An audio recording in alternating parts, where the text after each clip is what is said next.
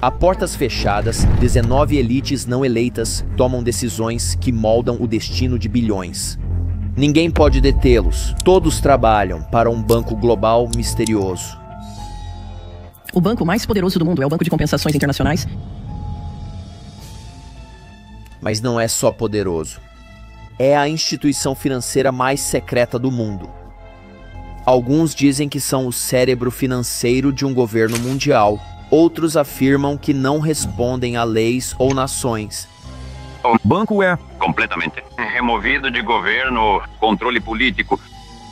O Banco de Compensações Internacionais está no topo da ordem financeira global. Eles supervisionam tudo, mas a maioria das pessoas nunca ouviu falar dele, e menos ainda entendem seu verdadeiro alcance. Mas, até o final deste vídeo, você vai perceber que, se não aprendermos sobre o Banco de Compensações Internacionais agora, liberdade e privacidade podem em breve se tornar coisas do passado, substituídas por uma era de repressão financeira. Nós teremos controle absoluto e também tecnologia para aplicar isso.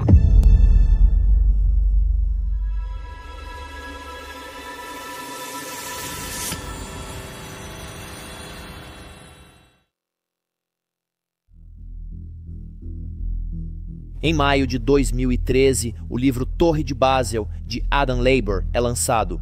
É a primeira vez que alguém realmente aprofunda na história sombria do banco mais poderoso do mundo. Até então, quase ninguém conhecia esse clube de elite, e isso nunca deveria ter ocorrido. Ninguém deveria se importar com esse banco e com as pessoas por trás dele.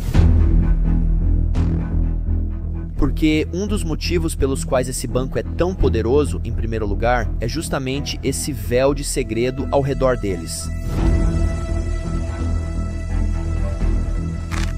Os gerentes do banco achavam que quem precisava saber sobre a tendência descobriria, e o restante do mundo não precisava saber. Para trazer um conhecimento especializado para você, entrevistamos Richard Zilla, presidente do Conselho de Curadores do Museu de Finanças Americanas e professor emérito de Economia na Stern School of Business.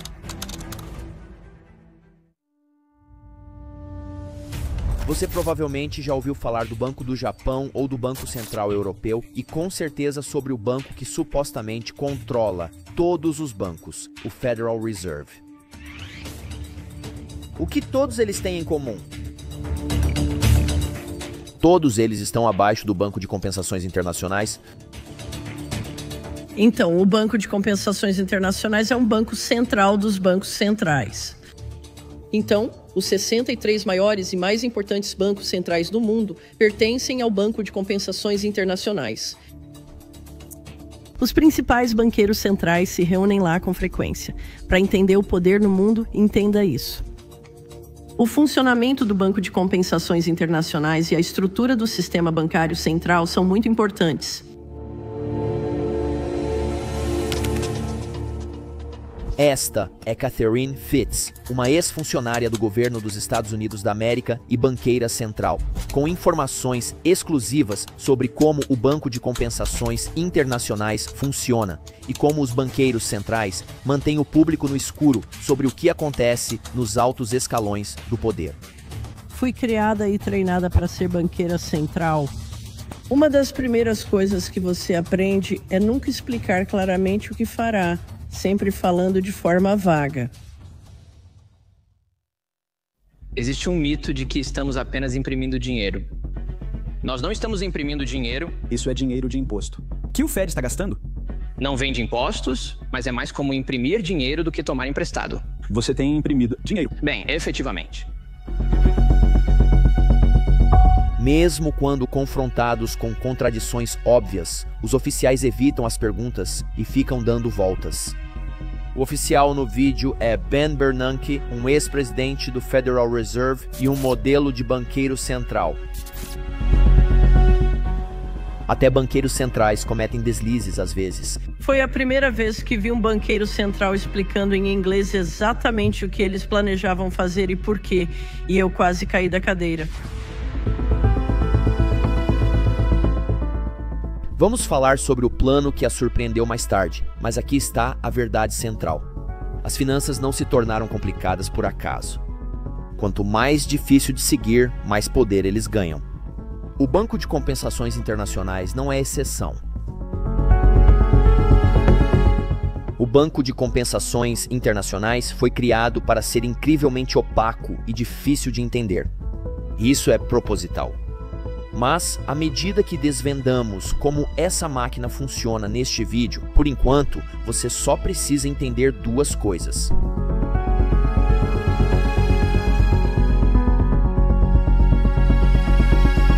Ela tem imunidade soberana? O que isso significa? Está acima da lei. É como se fosse um país próprio. Certo, é como se fosse um país próprio. Tem sua própria força policial e, essencialmente, ninguém tem autoridade legal para agir contra ele. Como as Nações Unidas, o Fundo Monetário Internacional ou o Banco Mundial, mas eles não estão sujeitos à lei. Efetivamente, eles são intocáveis, mas não para por aí. Vendo de fora, o Banco de Compensações Internacionais não parece tão importante assim. Não é realmente tão grande comparado a outras instituições, é apenas 1/10 do que o balanço do Federal Reserve ou do Banco Central Europeu, e um dos motivos pelos quais o Banco de Compensações Internacionais não está no radar de todo mundo. Isso porque eles têm permissão para operar em total sigilo e esconder dinheiro. Ela pode movimentar dinheiro, mantê-lo e gerenciá-lo secretamente. Simplificando, se eu quiser roubar 21 trilhões do governo dos Estados Unidos da América e colocar no balanço do Banco de Compensações Internacionais, ele pode transferir esse valor para qualquer lugar do mundo e mantê-lo em seu balanço, em segredo. E se o Banco de Compensações Internacionais pode mover esse tipo de dinheiro discretamente fora dos livros, ele não é apenas um banco, é uma superpotência das sombras. O Banco de Compensações Internacionais é o banco mais poderoso do mundo. Mas se você ouvir o que eles dizem sobre o Banco de Compensações Internacionais, chega a uma conclusão diferente. O Banco de Compensações Internacionais foi criado em 1930. A missão deles. Nossa missão é apoiar bancos centrais na busca por estabilidade monetária e financeira. Para cumprir a missão, eles oferecemos aos bancos centrais um fórum para diálogo, cooperação internacional, inovação responsável e compartilhamento de conhecimento, análises e insights sobre questões centrais de políticas. Mas será que é só isso mesmo? Mas, se ler a história real, verá que foi porque o Banco da Inglaterra e banqueiros centrais queriam movimentar dinheiro em segredo. Então, o que o Banco de Compensações Internacionais realmente faz e como eles estão controlando o mundo? Não se preocupe, vamos falar a verdade para você, mas para entender exatamente o que eles estão planejando e como o Banco de Compensações Internacionais controla a economia mundial, precisamos entender o momento em que eles decidiram controlá-la. É bom o suficiente que as pessoas não entendam nosso sistema bancário e monetário, porque se entendessem, acredito que haveria uma revolução antes do amanhecer.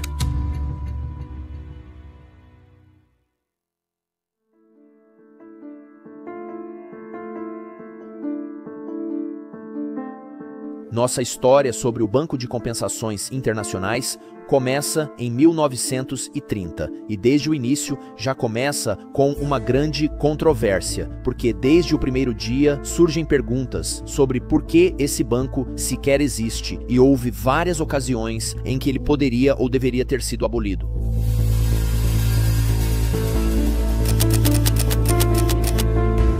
A Alemanha acabou de perder a Primeira Guerra Mundial. Quase 20 milhões de pessoas estão mortas, sendo 2 milhões só na Alemanha. Agora, o país é obrigado a pagar reparações aos vencedores, incluindo os Estados Unidos, como punição por ter iniciado a guerra. A Alemanha foi sobrecarregada com reparações draconianas. Os Estados Unidos da América basicamente emprestavam dinheiro à Alemanha para que ela pagasse reparações à França, Bélgica e Grã-Bretanha. O Banco de Compensações Internacionais foi criado para isso. Para gerir essas reparações draconianas, cria-se o Banco de Compensações Internacionais, parte do que é chamado de Plano Young. um esquema liderado pelos Estados Unidos da América para controlar os pagamentos alemães e manter a economia europeia estável. Mas apenas 2 anos depois tudo desmorona. Aconteceu que a Grande Depressão ficou tão grave que a Alemanha parou de fazer seus pagamentos. A moratória Hoover de 1931 suspendeu os pagamentos. O Acordo de Lausanne de 1932 os elimina totalmente. O propósito original do Banco de Compensações Internacionais evapora quase da noite para o dia. Isso indica que a razão da fundação do banco deixa de existir. E o banco também, certo? Não, o banco não desaparece e quase um século depois ele ainda está por aí. Por quê? Porque perder seu propósito público não enfraquece a instituição. Isso só a revela. Desde o início, este banco foi criado para seguir uma agenda mais profunda.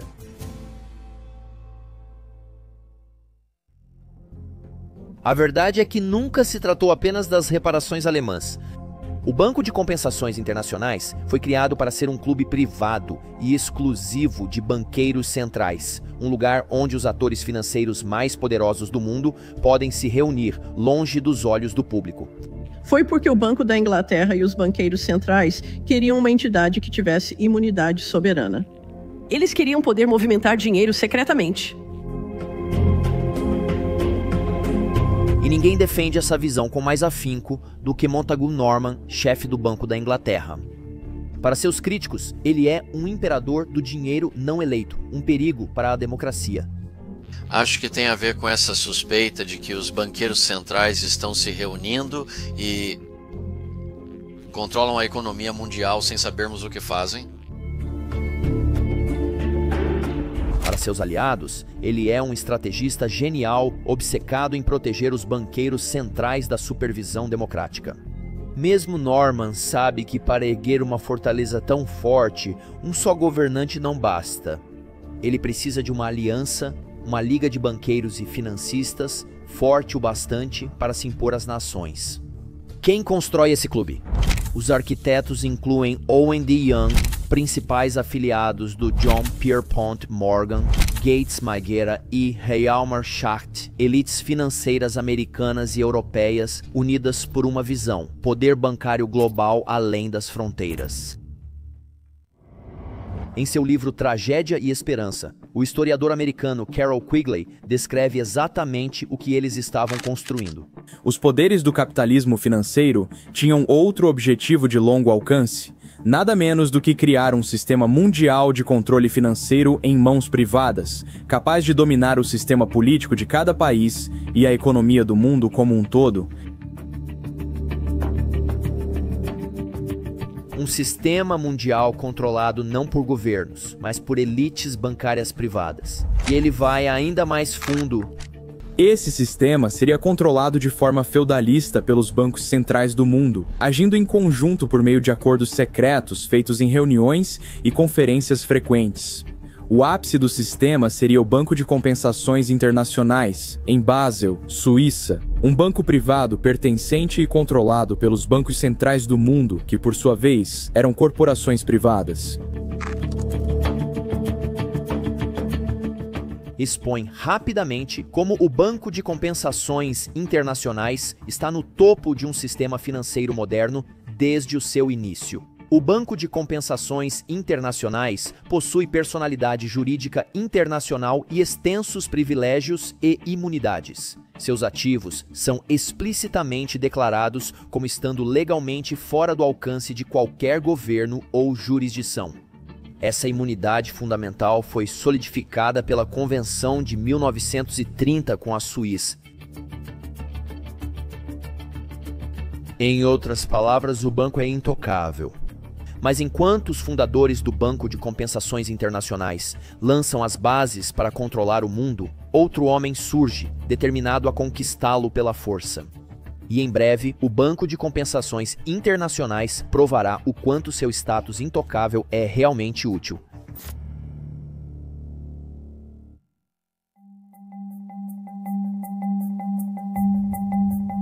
A derrota da Alemanha na Primeira Guerra Mundial não apenas encerra uma guerra, mas destrói a alma de uma nação. Rotulada como agressora, forçada a pagar indenizações esmagadoras que drenam sua economia e levam milhões à pobreza. Para Adolf Hitler, um soldado de trincheira na linha de frente durante a guerra, isso não é apenas derrota, é humilhação. Exigir vingança e restauração por meio da dominação se torna sua única resposta. Mas antes de voltar sua fúria para fora, ele mira em seus inimigos mais ferozes em casa, os judeus. Ruth Winnick tem só 10 anos, mas na noite de 9 de novembro de 1938, seu mundo desaba. Sua família é atacada. Eles derrubaram a porta com um machado, jogaram tijolos nas janelas e então entraram. Destruíram tudo o que podiam ver. Foram até a cozinha e então um deles, não sei porquê, urinou em cima de todo aquele lixo e depois passou a mão e espalhou tudo pela cozinha. Outro foi atrás da minha irmã. Nazistas declaram guerra aos judeus. É a Kristallnacht, a noite dos cristais quebrados, lojas judaicas em chamas, pessoas assassinadas a sangue frio. Mas isso não é apenas ódio, é roubo em escala industrial. Todas as pessoas da cidade estavam lá embaixo, do lado de fora, recolhendo todas as coisas que eram jogadas pela janela e levando-as para casa. Os nazistas roubam tudo o que conseguem pegar: dinheiro, joias e muito ouro. Aquela noite é só o começo, porque a Noite dos Cristais não foi apenas violência antissemita, foi uma estratégia econômica. Guerras são caras, muito caras. E guerras não se vencem com discursos, elas são compradas. E para Hitler, isso significa financiamento em escala global. O ouro nazista, a riqueza roubada de milhões, se torna a espinha dorsal da economia de guerra de Hitler. Saquear os inimigos logo se tornará uma política oficial nazista. Logo após a Noite dos Cristais, Hitler desencadeia a Blitzkrieg. Agressiva, rápida como um raio e impiedosa, a Polônia é esmagada em semanas. A França colapsa em 40 dias. Cada conquista enche os cofres nazistas com mais pilhagem para alimentar o próximo avanço. Mas para sustentar sua máquina de guerra, Hitler precisa de ajuda. E essa ajuda não vem de uma agência nazista, nem mesmo de uma instituição alemã. Se você analisar mais profundamente os registros, um nome continua aparecendo: um banco global secreto comandado por um pequeno grupo de homens. O Banco de Compensações Internacionais, sob o comando de Thomas McKittrick, um banqueiro americano sofisticado, perspicaz e invisível ao olhar do público. Enquanto o mundo arde, ele enfrenta uma escolha crucial sobre o futuro do Banco de Compensações Internacionais: desaparecer, se esconder ou manter-se neutro. Eles prometem nada de crédito a agressores, nem negócios de ativos entre fronteiras ou lucro com a guerra, mas isso é mentira. McKittrick e a liderança do Banco de Compensações Internacionais transformaram o banco em um braço de fato das finanças nazistas.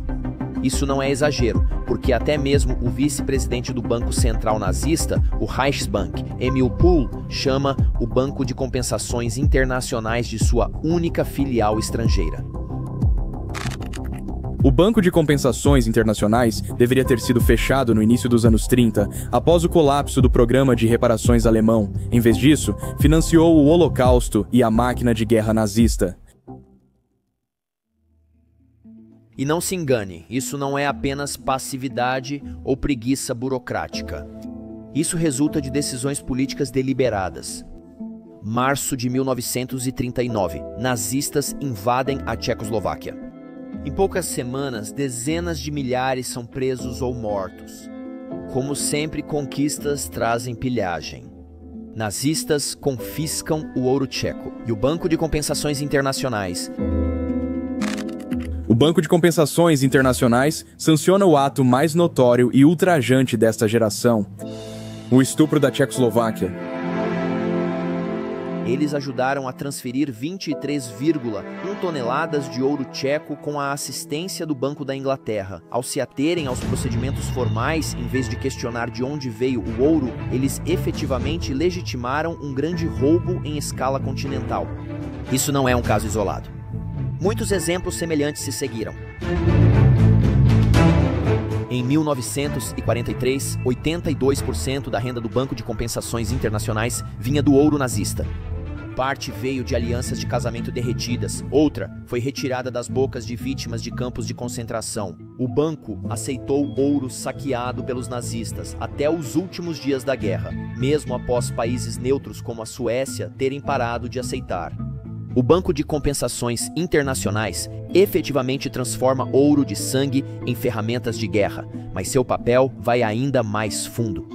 O Banco de Compensações Internacionais se torna um posto de escuta secreto, fornecendo ao Reichsbank informações sobre transações financeiras inimigas, por exemplo, sobre estratégias de financiamento de guerra dos Estados Unidos.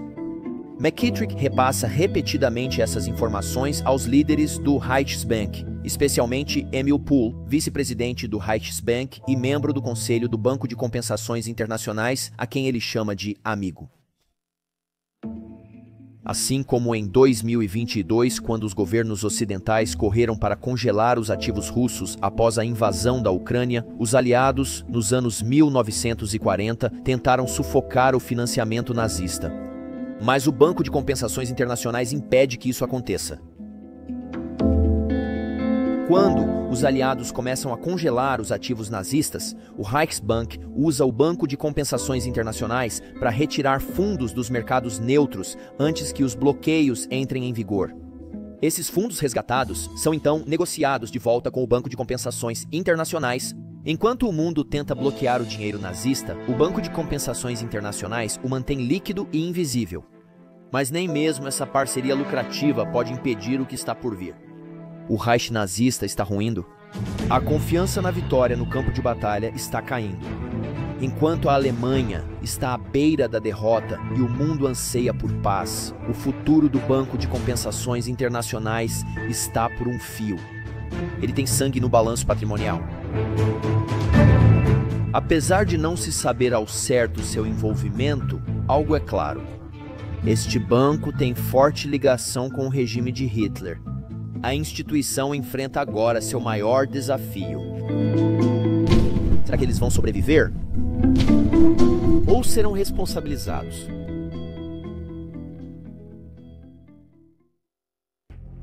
Em 1944, quando a vitória dos aliados começa a se desenhar, representantes de 44 nações se reúnem em Bretton Woods, New Hampshire. A reunião reúne a elite política e intelectual. A missão: criar uma nova ordem mundial. Um plano para a vida após a guerra.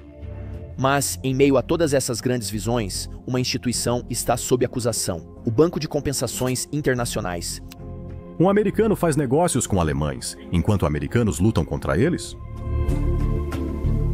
Harry Dexter White, alto funcionário do Tesouro dos Estados Unidos da América, disse isso em 1944. Indignação transbordando em cada palavra. Porque, para White, McKittrick não é apenas um banqueiro, ele é um traidor, lucrando com a guerra. Em Bretton Woods, discute-se nada menos que uma nova ordem financeira global. Mas entre as resoluções adotadas está uma que pede a abolição do Banco de Compensações Internacionais o mais rápido possível. Nunca mais, eles prometeram, um banco deveria ficar tão próximo do mal e sobreviver intocado em seu lugar. Eles criaram o Fundo Monetário Internacional e o Banco Mundial, uma nova arquitetura para um mundo supostamente mais justo. Desde a Segunda Guerra Mundial, criamos uma rede inteira de organizações ao redor do mundo que têm imunidade soberana. Elas estão acima da lei. Então, nós temos partes da Organização das Nações Unidas, o Banco Mundial e o Fundo Monetário Internacional. Para governar o mundo, é preciso não obedecer às leis. Mas se você quiser entender como uma dessas instituições realmente funciona, temos um vídeo completo dissecando a agenda oculta do Fundo Monetário Internacional, porque como a história mostra, esse plano de justiça falhou. No entanto, o mesmo vale para os planos de abolir o Banco de Compensações Internacionais. Os banqueiros centrais europeus não estavam prontos para abrir mão de sua fortaleza sagrada. Eles fazem lobby a portas fechadas, lutando para preservar seu reduto oculto. E em 1948, o pedido para dissolver o Banco de Compensações Internacionais foi silenciosamente revertido. Enquanto alguns colaboradores são punidos, outros são recompensados. Thomas McKittrick, o presidente do Banco de Compensações Internacionais, que liderou a única filial estrangeira do Reichsbank, não recebe nenhuma advertência, mas consegue um cargo de prestígio como vice-presidente do Chase National Bank em Nova York, supervisionando empréstimos estrangeiros. Que carreira! De banqueiro mais importante dos nazistas a bem-sucedido banqueiro de Wall Street em menos de um ano. Continua sendo um mistério porque ele saiu tão ileso. Especialistas fazem uma ligação com a imunidade vitalícia concedida pela lei suíça, uma proteção legal mais forte que o aço. Sob essa camada de aço, o banco continua a sobreviver e, no fim das contas, se torna mais poderoso do que nunca, expandindo seu alcance para todas as principais economias existentes. Nos anos 60, eles começaram a trabalhar de perto com o Fundo Monetário Internacional para impor sua agenda econômica. A partir dos anos 70, expandiram-se além da Europa, acolhendo o Canadá e o Japão. Em 1994, mais de 60 anos após sua fundação, o Federal Reserve finalmente compra ações do Banco de Compensações Internacionais. Logo, quase todos os grandes bancos centrais aderem, ampliando seu alcance global e garantindo seu futuro. O Banco de Compensações Internacionais também ajudou a criar o Banco Central Europeu e a moeda principal da Europa.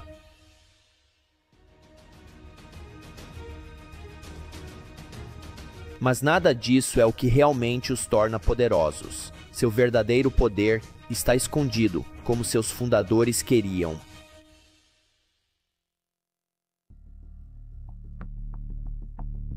O clube mais exclusivo do mundo tem 19 membros. Imagine ser um deles. A cada 2 meses, o ritual se repete. Você chega ao aeroporto de Zurique, onde limusines o levam até Basel. Como presidente de Banco Central, você é tratado como realeza. Sem espera, sem complicações.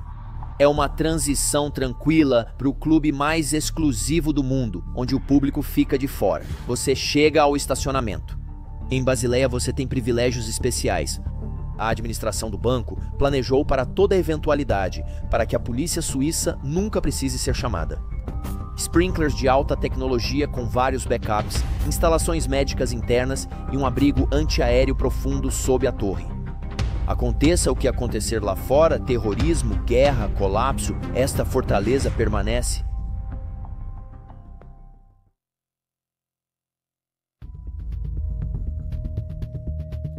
Às 7 horas em ponto, você entra na sala de reuniões na Torre Circular de Basileia, sala de conferências E. O espaço da reunião é isolado e todo o suporte necessário, incluindo equipe de secretariado, é providenciado para garantir total foco e eficiência. Esta sala é reservada apenas para as reuniões mais importantes.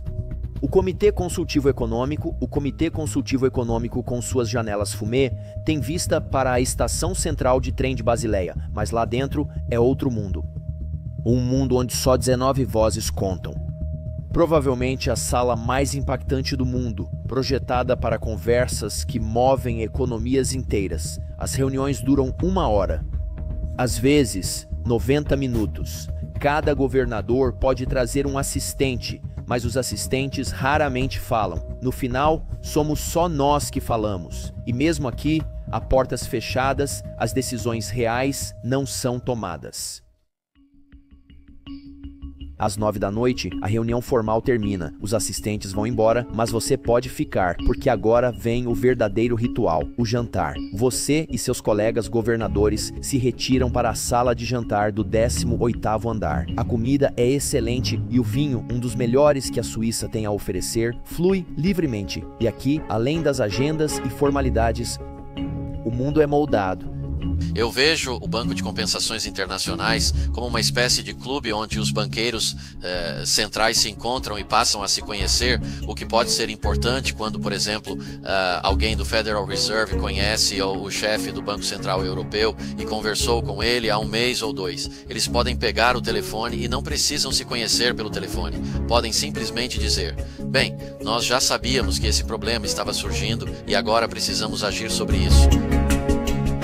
Esses não são apenas alguns funcionários aleatórios, eles são as figuras mais poderosas das finanças globais, os banqueiros centrais. Eles gostam de se ver como os altos sacerdotes do dinheiro, um círculo de elite autosselecionado, formado nas melhores instituições do mundo, convencidos de que só eles possuem o intelecto para compreender as complexidades da economia global. Mas, na verdade, nós, de fora, nunca sabemos realmente quem está na sala. A lista real de presença do Comitê Consultivo Econômico nunca é divulgada. Nem para o parlamento, nem para os jornalistas, nem para você. Esse ritual se repete a cada 2 meses. O Comitê de Coordenação Econômica se reúne para direcionar a economia global.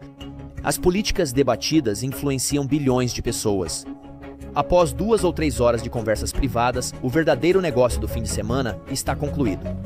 Nada do que é dito nesta mesa é jamais repetido, nem com ministros, nunca com o público.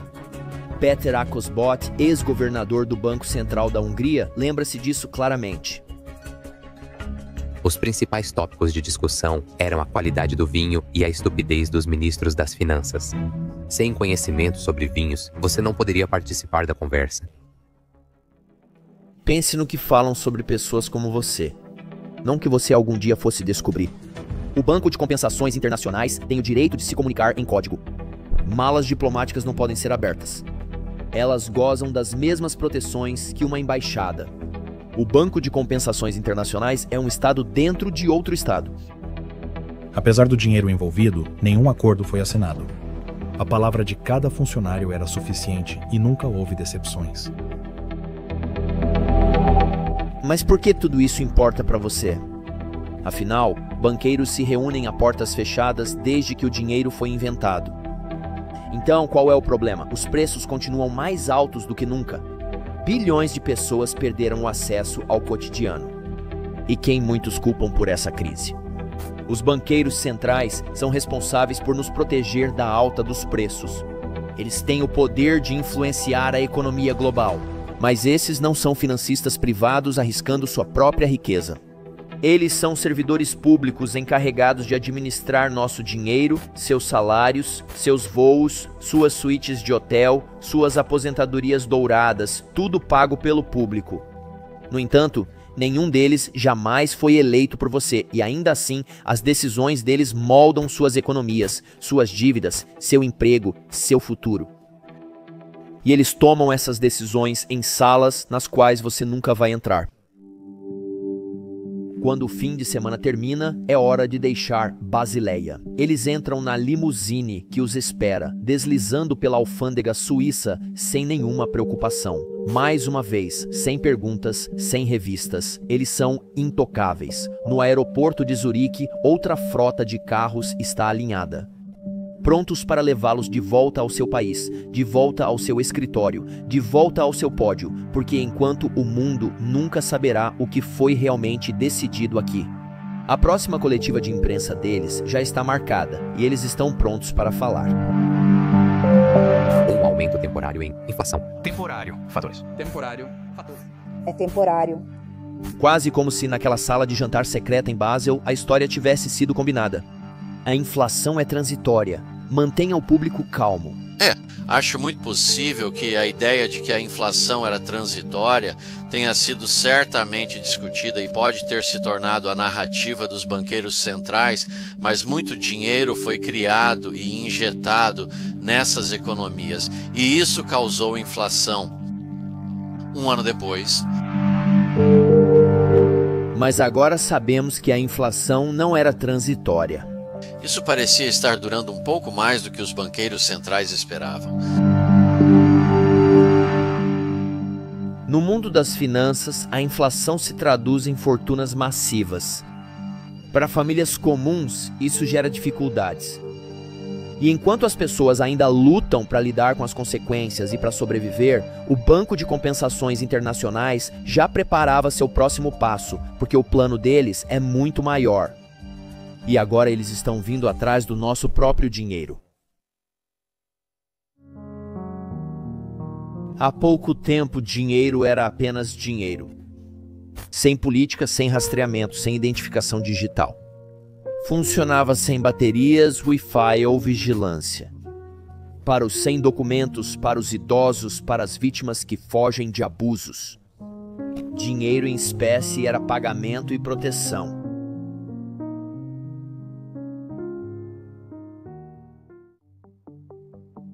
Então veio 2020, a pandemia e um novo contágio, o medo. De repente, o dinheiro em espécie parece sujo, perigoso, obsoleto. O dinheiro circula constantemente, mas pode transmitir o coronavírus? A resposta curta é, muito provavelmente. O coronavírus acelerou nossa transição para uma sociedade sem dinheiro, incentivada pelo governo. Diante desse medo, surge uma solução: pagamentos sem contato, sem atrito, rastreáveis. Isso não foi apenas uma mudança por questões de saúde pública, foi uma mudança de paradigma. Entram as moedas digitais dos bancos centrais, as CBDCs, programáveis, rastreáveis, permanentes. Não é necessário dinheiro físico, apenas números na tela, com vantagens promissoras. Daqui a 30 ou 40 anos, elas provavelmente serão usadas rotineiramente e se tornarão uma das principais inovações da história monetária, como a emissão do dinheiro de papel fiduciário ou até mesmo a criação das moedas. As moedas digitais decentes dos bancos centrais podem ser a próxima grande inovação monetária da história. Afinal, o que são as moedas digitais dos bancos centrais? Então, você sabe, um progresso tecnológico tremendo nas tecnologias digitais, e uma dessas tecnologias é chamada de blockchain. O Bitcoin funciona em blockchain, e o que você pode fazer é, ter uma conta de Bitcoin, e você pode transferi-lo para outras pessoas na blockchain, sem precisar passar pelo sistema bancário. Essa é a ideia. Agora, o Bitcoin não me parece ser uma moeda muito boa. É mais como um ativo financeiro que sobe e desce, é mais parecido com uma ação, um fundo mútuo ou um fundo negociado em bolsa, sabe? Ele sobe e desce diariamente no mercado. Nós não esperamos que nossas moedas façam isso. E é aí que as stablecoins entram em cena. Mas agora existe uma variante da moeda digital, chamada stablecoin. E essa é uma moeda digital que é lastreada, digamos, por títulos do governo dos Estados Unidos. Assim, as pessoas que a utilizam podem sempre converter seu dinheiro de volta em dólares. Uma stablecoin precisa manter paridade com o dólar. E é nesse ponto que os bancos centrais estão entrando em cena. Acredito que os bancos centrais estão começando a assumir isso. Moedas digitais. Os bancos centrais têm bons motivos para fazer isso. Qualquer moeda fora do controle dos bancos centrais ameaça a ordem financeira global tradicional, dominada por esses bancos. Mas esse não é o único motivo. Analisamos como no início dos Estados Unidos da América, nas décadas de 1830 a 1850, havia mais de 1000 bancos emitindo suas próprias moedas, supostamente conversíveis em dólares de ouro e prata, mas isso se tornou caótico. E eu vejo isso acontecendo agora no espaço das moedas digitais, com muitos emissores privados de, me desculpe, moeda digital. Então, se a história serve de guia, faria sentido que os bancos centrais assumissem a emissão dessa moeda digital. E aí, adivinha quem lidera isso?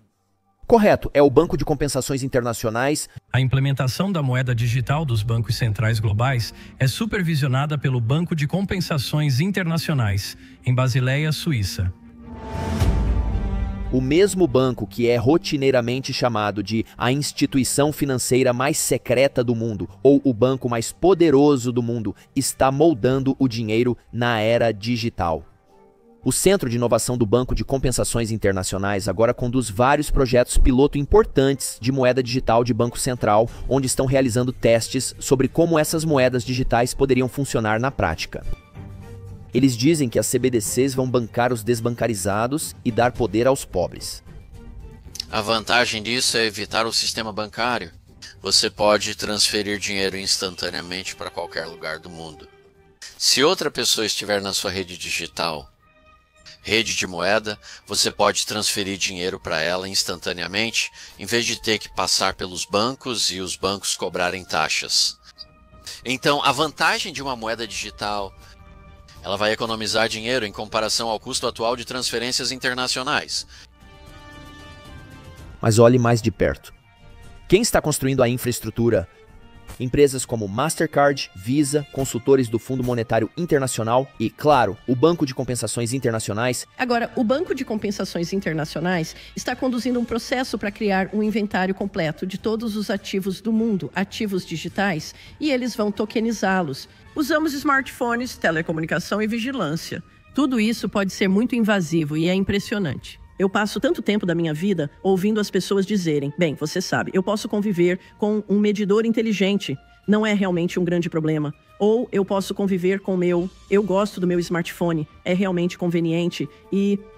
Por que tanto alarde com códigos QR? Eles são irritantes, mas consigo lidar com eles. O problema não está em cada uma dessas coisas separadamente. O problema é que, ao implementar identidade e sistema monetário totalmente digitais, adivinhe o que acontece? Tudo se sintetiza em um sistema integrado.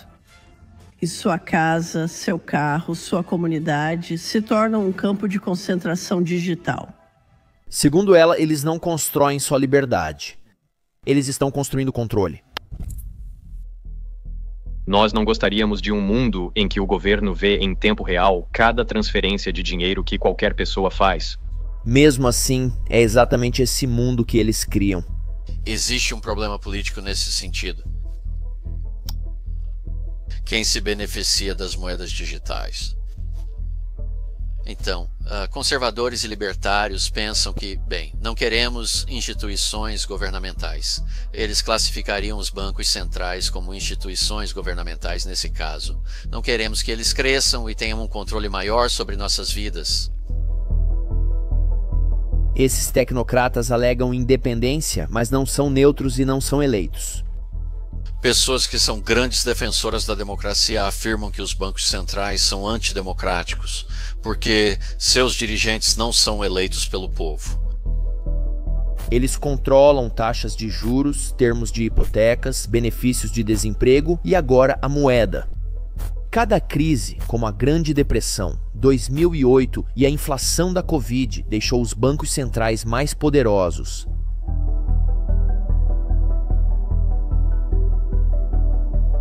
As CBDCs sozinhas já são poderosas.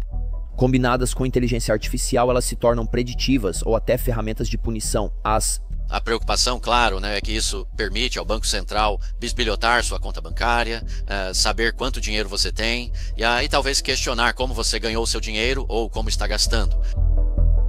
Gastou $40 em fast food? O sistema se lembra. Você doou para um movimento político e sua conta entrou na lista vermelha. Não cumpriu a cota de comportamento? Acesso negado.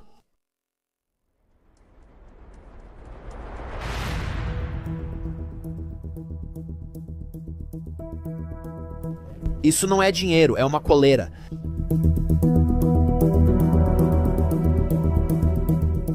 Mais de 130 países, mais de 98% do produto interno bruto global, todos testando moedas digitais de bancos centrais, CBDCs, com o apoio do Fundo Monetário Internacional e do Banco de Compensações Internacionais. E no horizonte, uma versão digital programável dos direitos especiais de saque do Fundo Monetário Internacional, sem fronteiras e de aplicação forçada.